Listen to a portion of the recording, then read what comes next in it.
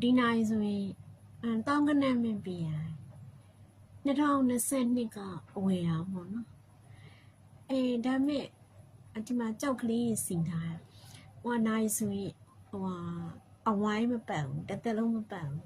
အဲ့လို၄တောင်းတော့ဘဲဥပုံလို့ကြိုက်တယ်အဲ့လိုကြောက်လေးစီထားတာလည်းကြိုက်တယ်နောက်ပြီးတော့အဲ့လိုရွှေရအောင်လည်းကြိုက်တယ်ဒါမဲ့တချို့ကပတ်တဲ့နိုင်ရတဲ့3,900လို့3,600လို့ဒါဆွစ်ဇာလန်ကဟာဖြစ်နေပေါ့နော်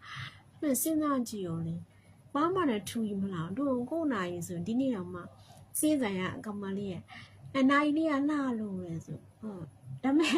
ဈေးနှုန်းကိုပဲသိရပေါ့နော်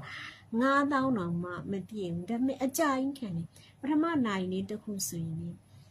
သူကဘဲဥပုံလေးကြောက်ကလေးစီထားတာ10နှစ်တောင်မှတော့လုံးဝမပြည့်ဘူး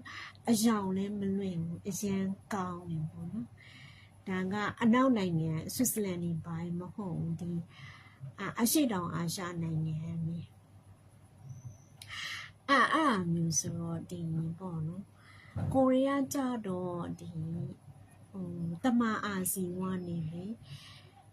အနေနဲ့လှတာမင်းနိဟုတ်တယ်မလားအတိကတော့လက်လှရင်